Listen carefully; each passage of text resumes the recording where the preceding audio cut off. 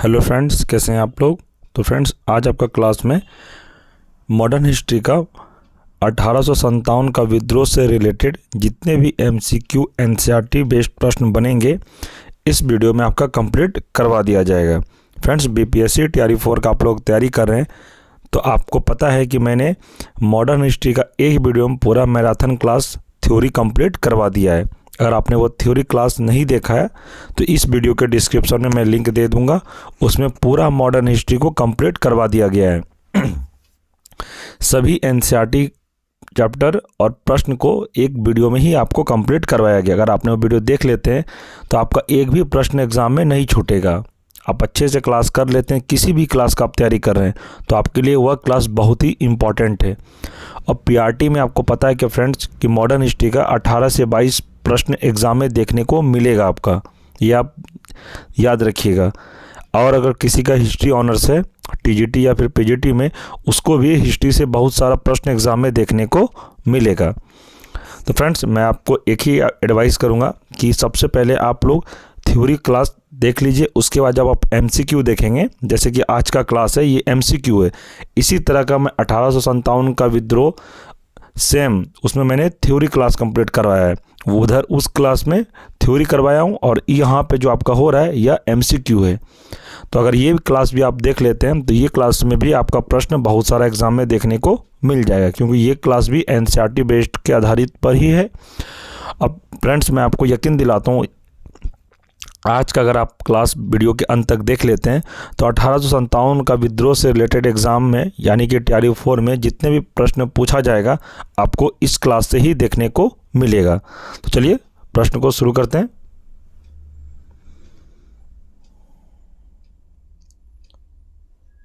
पहला प्रश्न है, 1857 के स्वतंत्रता संग्राम से संबंधित प्रथम घटना थी, यह कौन थी? तो इसका आंसर हो जाएगा ऑप्शन सी, सैनिकों का दिल्ली का लाल किले पर पहुंचना। इसे आप याद रखिएगा। इसका एक्सप्लेनेशन है कि 10 मई 1857 को मेरठ के भारतीय सैनिकों ने विद्रोह कर अपने साथियों के साथ दिल्ली की ओर प्रस्थान किया। 11 मई 1857 को दिल्ली पर अधिकार करके विद्रोहियों ने मुगल शासक बहादुर शाह द्वितीय को भारत का सम्राट घोषित किया।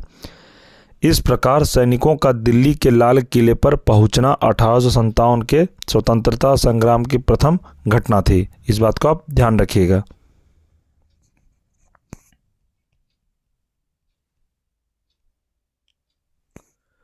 प्रश्न है, मंगल पांडे कहाँ के विप्लव से जुड़े थे? तो इसका सही आंसर हो जाएगा ऑप्शन ए, बैरकपुर से।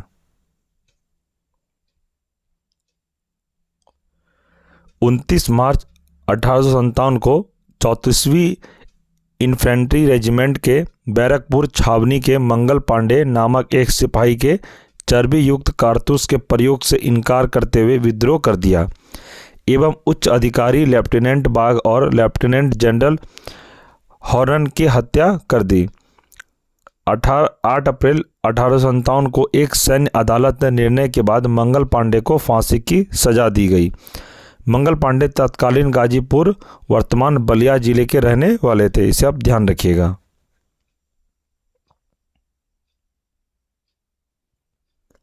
आगे प्रश्न है, 1857 के विद्रोह के समय भारत का गवर्नर जनरल कौन था?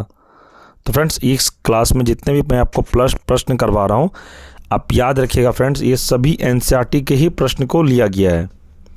और मैं आपको बता दूं, जितने भी प्रश्न मैं आपको करवाऊंगा ये आपके टीआरई 4 के लिए बहुत ही इंपॉर्टेंट है। मॉडर्न हिस्ट्री में 1857 का क्रांति से रिलेटेड आपको एग्जाम में अगर प्रश्न पूछा गया तो आपको इस वीडियो से ही ज़्यादातर प्रश्न देखने को मिल जाएगा। इस बात का आप ध्यान रखिएगा। तो इसका सही आंसर क्या हो जाएगा? ऑप्शन सी, लॉर्ड कैनिंग थे। 1857 के विद्रोह के समय लॉर्ड कैनिंग भारत के गवर्नर जनरल थे। लॉर्ड कैनिंग ने इंडियन हाई कोर्ट एक्ट द्वारा बम्बई, कलकत्ता तथा मद्रास में उच्च न्यायालयों की स्थापना की। 1856 में विधवा पुनर्विवाह अधिनियम इसी के कार्यकाल में पारित हुआ। कैनिंग भारत में कंपनी द्वारा नियुक्त अंतिम गवर्नर जनरल था तथा ब्रिटिश सम्राट के अधीन नियुक्त भारत का प्रथम वायसराय था। इस बात का आप ध्यान रखिएगा। आगे प्रश्न है, व्यापक गति का सिद्धांत किससे संबंधित है? तो इसका सही आंसर है ऑप्शन सी, लॉर्ड डलहौजी से। व्यापक गति का सिद्धांत या राज्य की हड़प नीति को लॉर्ड डलहौजी ने लागू किया था। टीआरई 1 में फ्रेंड्स प्रश्न पूछा था कि हड़प नीति किससे संबंधित है, तो हड़प नीति कौन लाया था? तो यह लॉर्ड डलहौजी ने लाया था। यह टीआरई 1 में प्रश्न पूछा गया था। इस नीति के अनुसार अंग्रेजों की अनुमति के बिना कोई भी भारतीय राजवाड़ा अपना उत्तराधिकारी गोद नहीं ले सकता था। सहमति प्राप्त न होने की स्थिति में उसे ब्रिटिश राज्य में विलय कर लिया जाएगा। व्यापक गति सिद्धांत के द्वारा विलय किए गए राज्य थे सतारा, जैतपुर, झांसी और नागपुर।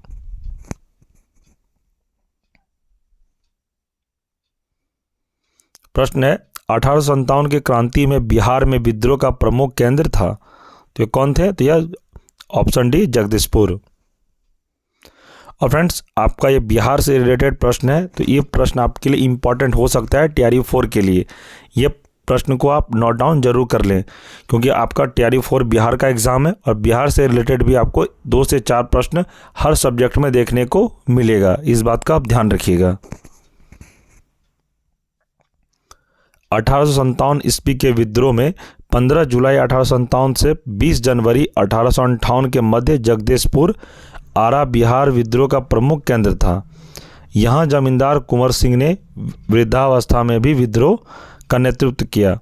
उन्होंने विद्रोह का पताका रोहतास, मिर्जापुर, रीवा, बांदा तथा लखनऊ तक फहराया था। कुंवर सिंह को बिहार का शेर कहा जाता था तथा ये छापामार युद्ध में कुशल थे। इस विद्रोह को विलियम टेलर एवं मेजर बिसेंट ने समाप्त किया। इस बात का आप ध्यान रखिएगा।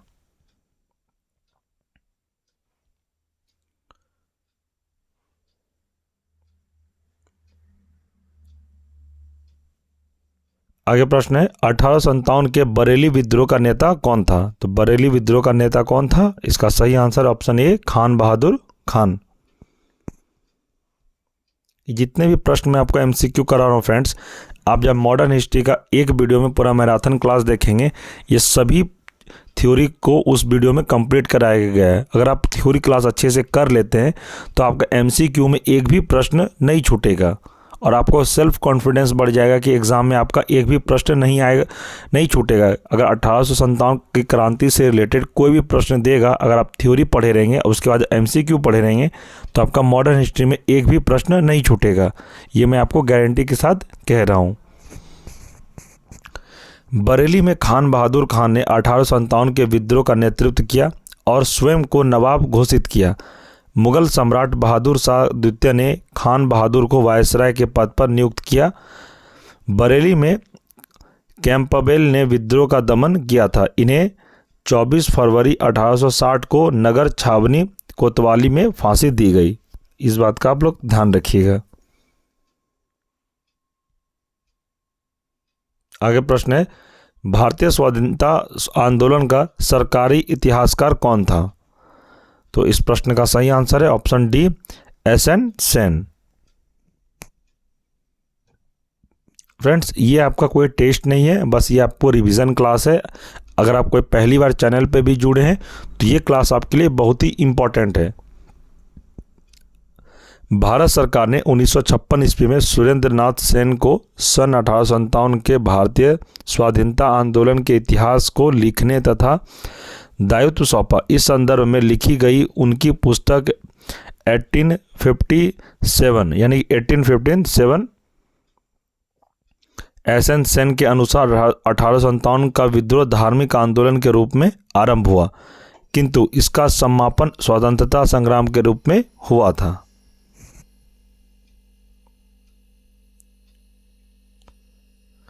अगला प्रश्न है, निम्न में से कौन 1857 के विद्रोह में अंग्रेजों का कट्टर दुश्मन था?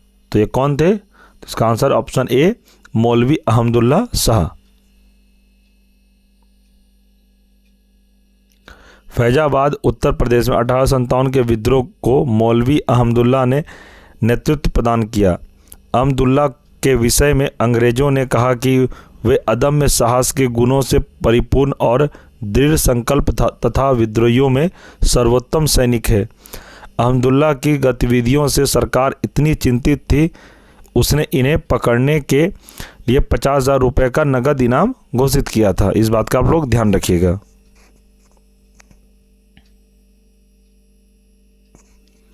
आगे प्रश्न है, प्रसिद्ध उर्दू शायर मिर्जा गालिब का मूल निवास था, तो ये कहाँ था? तो इसका आंसर है ऑप्शन ए, आगरा में था।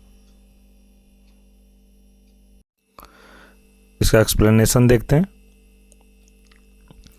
27 दिसंबर 1796 को आगरा में उर्दू शायर मिर्जा गालिब का जन्म हुआ। मिर्जा गालिब 1857 के विद्रोह के प्रत्यक्षदर्शियों में से एक थे। इनको उर्दू भाषा का सर्वकालिक महान शायर माना जाता है और फारसी कविता के प्रवाह को हिंदुस्तानी भाषा में लोकप्रिय बनाने का श्रेय भी इनको दिया जाता है। 15 फरवरी 1869 को मिर्जा गालिब की दिल्ली में मृत्यु हुई। इस बात का आप लोग ध्यान रखिएगा।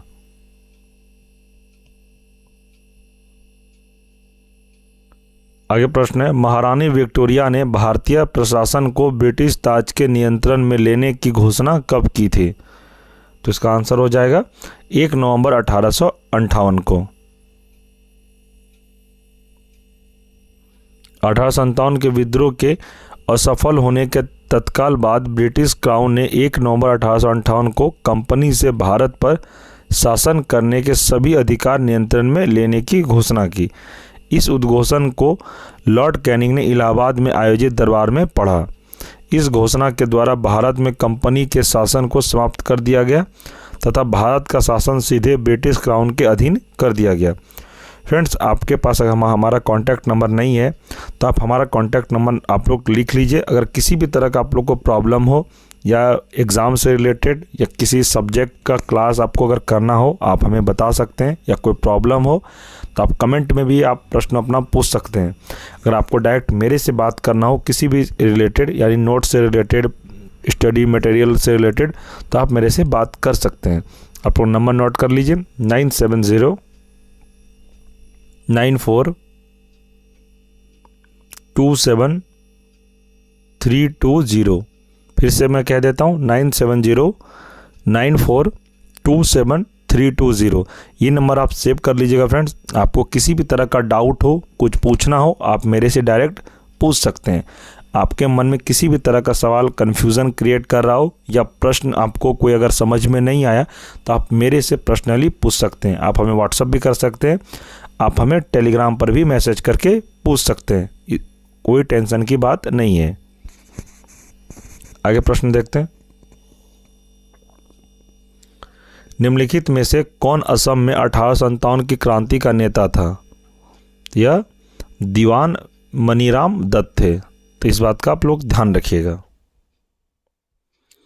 असम में 1857 के विद्रोह की शुरुआत वहां के दीवान मनीराम दत्त ने की थी। वहां के अंतिम राजा के पौत्र कंदपेश्वर सिंह को राजा घोषित कर दिया, किंतु यह विद्रोह भी सफल नहीं हुआ तथा दीवान मनीराम दत्त को कलकत्ता में फांसी दी गई। इस प्रश्न को आप लोग याद रखिएगा। 1857 के स्वतंत्रता संग्राम में किस राजवंश ने अंग्रेजों की सर्वाधिक सहायता की? इसका सही आंसर हो जाएगा ग्वालियर की सिंधिया। ग्वालियर के जो सिंधिया परिवार थे उन्होंने ही ज़्यादातर इनकी सहायता की थी। 1857 के विद्रोह का स्वरूप मुख्यतः समानतावादी तथा जिसमें कुछ राष्ट्रवाद के तत्व विद्यमान थे। अवध, रहेलखंड तथा अन्य उत्तर भारत में सामंतवादी तत्वों ने ब्रिटिश साम्राज्य के विरुद्ध विद्रोह का नेतृत्व किया, जबकि पटियाला, जिंद, ग्वालियर तथा हैदराबाद रियासतों ने ब्रिटिश साम्राज्य का साथ दिया। कैनिंग ने इनके विषय में कहा कि यदि सिंधिया भी विद्रोह में सम्मिलित हो जाए तो मुझे कल ही बोरियो बिस्तर समेटकर वापस जाना होगा। आगे प्रश्न है, 1857 के संघर्ष में भाग लेने वाले सिपाहियों की सर्वाधिक संख्या कितनी थी? तो इसका सही आंसर हो जाएगा ऑप्शन बी, अवध से। यानी कि इस प्रश्न को कह रहा है कि 1857 के संघर्ष में भाग लेने वाले सिपाहियों की सर्वाधिक संख्या थी, यानी कि किस राज्य से था? तो यह अवध से सबसे ज़्यादा यहाँ पे सिपाहियों सिपाहियां थे कहाँ के, तो अवध के थे। 1857 के संघर्ष के भाग लेने वाले सिपाहियों के सर्वाधिक संख्या अवध से थी, जहां से लगभग 75,000 सैनिक सेना में भर्ती हुए थे। इस बात का भी आप याद रखिएगा। यही सब प्रश्न आपको टीआरई 4 में देखने को मिलेगा। अजीमुल्ला खान सलाहकार थे, तो किसके थे ये सलाहकार, तो यह नाना साहब के सलाहकार थे। अजीमुल्ला खान नाना साहब के सलाहकार थे। नाना साहब ने 1857 के विद्रोह में कानपुर में नेतृत्व संभाला था। इनके सेनापति तत्या टोपे थे। नाना साहब का पूरा नाम नाना धोंदू पंत था तथा तत्या टोपे का वास्तविक नाम रामचंद्र पांडुरंग था। इस बात का आप लोग ध्यान रखिएगा, प्रश्न पूछा जाएगा आपको कि तत्या टोपे का वास्तविक नाम क्या था, तो रामचंद्र पांडुरंग था। ये प्रश्न आपका टीआरई 2 में भी पूछा गया प्रश्न था, इसलिए मैं आपको बता दिया। आगे प्रश्न है, 1857 के विद्रोह को किस उर्दू कवि ने देखा था, या गालिब ने देखा था 1857 के विद्रोह को। 1857 के विद्रोह को मिर्जा गालिब ने स्वयं अपनी आंखों से देखा था। उन्होंने लिखा था कि मेरे सामने रक्त का सागर है, पता नहीं इन आंखों को अभी और क्या देखना बाकी है। उर्दू शायर मिर्जा गालिब का जन्म 27 दिसंबर 1797 को आगरा में और मृत्यु 15 फरवरी 1869 को दिल्ली में हुई थी। ध्यान रखिएगा फ्रेंड्स, जितने प्रश्न करवा रहा हूँ सभी इंपॉर्टेंट है आपके टीआरई 4 के लिए। इनमें से किसने अंग्रेजी ईस्ट इंडिया कंपनी के नियंत्रण के खिलाफ बगावत नहीं की, यह थे हैदराबाद का निजाम। विजयनगर के राजा ने 18वीं शताब्दी के उत्तराधार कंपनी शासन के विरुद्ध विद्रोह किया। त्रावणकोर के दीवान वेलु थम्पी द्वारा 1809 में अंग्रेजों के विरुद्ध विद्रोह का नेतृत्व किया। तमिलनाडु के पोलिगारो द्वारा कई बार विद्रोह किया गया, परंतु हैदराबाद के निजाम ने कभी अंग्रेजों के विरुद्ध विद्रोह नहीं किया। इस बात का आप ध्यान रखिएगा। आगे प्रश्न है, 1857 विद्रोह के समय बैरकपुर में कौन ब्रिटिश कमांडिंग ऑफिसर थे, तो यह थे हेरसे। वर्ष 1857 के विद्रोह के समय बैरकपुर में lieutenant general sir John Bennett Hearsey commanding officer थे। ध्यातव्य मार्च 1857 में 34वीं बंगाल नेटिव इन्फेंट्री के सिपाही मंगल पांडे ने चर्बी वाले कारतूसों के विरुद्ध विद्रोह कर दिया था। आगे प्रश्न है, 19वीं शताब्दी के मध्य में भारतीय राष्ट्रवाद भ्रूण व्यवस्था में था। इस तथ्य को मानने वाले इतिहासकार हैं, यह कौन है, इसका सही आंसर हो जाएगा option A doctor R C. Majumdar और doctor S N. Sen. Doctor R C. Majumdar और डॉक्टर एस.एन. सेन जैसे इतिहासकार 19वीं शताब्दी के मध्य में भारतीय राष्ट्रवाद को भ्रूण व्यवस्था में मानते थे। वास्तविक रूप में 1905 ईस्वी के बाद कांग्रेस और भारतीय राष्ट्रवाद प्रखर रूप से उभरने लगा तथा भ्रूण अवस्था से तरुण अवस्था की ओर उन्मुख था। इस बात का आप ध्यान रखिएगा। तो फ्रेंड्स, 1857 से रिलेटेड जितने भी इंपॉर्टेंट प्रश्न थे मैंने आपको इस वीडियो में कंप्लीट करवा दिया। और आप यकीन मानिए, आपका अगर 1857 से रिलेटेड तो एग्जाम में प्रश्न पूछा ही जाएगा, ये आप कंफर्म रहिए। तो आपको इसी वीडियो से प्रश्न 2 से 3 प्रश्न देखने को मिलेगा। जितने भी प्रश्न मैंने आपको इस वीडियो में कंप्लीट करवाया अभी, ये सभी प्रश्न एनसीईआरटी प्रश्न थे फ्रेंड्स। और आपको मैं विश्वास दिलाता हूँ टीआरई 4 में यहाँ से बाहर एक भी प्रश्न नहीं जाएगा। टीआरई 4 में 1857 से रिलेटेड प्रश्न बना तो याद रखिएगा फ्रेंड्स, ये इसी क्लास से प्रश्न आपको देखने को जरूर मिलेगा। अगर ये क्लास आपको एक बार में समझ में नहीं आया तो वीडियो को आप 2 से 3 बार रिपीट करके देख लीजिए, आपको समझ में आ जाएगा। और फ्रेंड्स, अगर आप चैनल पे नए हैं तो चैनल को सब्सक्राइब जरूर कर लें और बेल आइकन को प्रेस अवश्य कर लें। और फ्रेंड्स, अभी तक आपने पॉलिटी का क्लास नहीं देखा है तो सभी का प्लेलिस्ट बना दिया गया है। ज्योग्राफी का प्लेलिस्ट बना दिया गया, साइंस बायोलॉजी का भी क्लास हो रहा है, उसका भी प्लेलिस्ट बना हुआ है, आप लोग क्लास कर सकते हैं। और आपको ध्यान रखना है फ्रेंड, जितने भी मैंने क्लास कराए सभी एनसीईआरटी का ही क्लास मैंने करवाया चैप्टर वाइज। आप जब क्लास देखेंगे तो आपको मैं यकीन दिलाता हूँ आपको क्लास ज़रूर पसंद आएगा। आप ज़रूर एक बार क्लास करें। और फ्रेंड्स, मॉडर्न हिस्ट्री जो मैंने मैराथन क्लास करवाया है, एक वीडियो में 9 घंटे की क्लास है। मैं उस लिंक को इस वीडियो के डिस्क्रिप्शन में दे दूंगा। आप लोग पूरा मॉडर्न हिस्ट्री एक वीडियो में पढ़ लीजिए। उसके बाद आपको कहीं से मॉडर्न हिस्ट्री पढ़ने का भी ज़रूरत नहीं पड़ेगा। और फ्रेंड्स, मैं आपको अपना कॉन्टैक्ट नंबर दे देता हूँ। किसी भी तरह का डाउट हो, कोई प्रश्न पूछना हो तो आप हमें संपर्क कर सकते हैं। नंबर है 9709427320। नंबर आप सेव कर लीजिएगा। आपको एग्ज़ाम से रिलेटेड कोई भी प्रश्न पूछना हो, आप हमें इस नंबर पे व्हाट्सअप भी कर सकते हैं। आप अपना प्रश्न टेलीग्राम पर भी हमसे पूछ सकते हैं। आप कमेंट सेक्शन में भी अपना डाउट लिखिए, मैं आपको रिप्लाई ज़रूर दूंगा। किसी भी तरह का आपको डाउट हो एग्ज़ाम से रिलेटेड, आप हमें ज़रूर पूछें। और फ्रेंड्स, अगर आपको PDF नोट से रिलेटेड भी कोई प्रश्न पूछना हो तो इस नंबर पे आप हमें संपर्क कर सकते हैं। आपको मेरे द्वारा हर वो जानकारी उपलब्ध कराया जाएगा जो आपके लिए सही होगा। आपको कोई भी तरह का प्रॉब्लम हो, आप हमसे कांटेक्ट कर सकते हैं। और फ्रेंड्स, अगर आपको ये वीडियो पसंद आया तो वीडियो को लाइक करें और इसे अपने दोस्तों में वीडियो को शेयर करें। और जो TRE 4 का तैयारी करें उस ग्रुप में भी आप इस वीडियो को ज़रूर शेयर कर दें ताकि और बच्चों का भला हो जाए।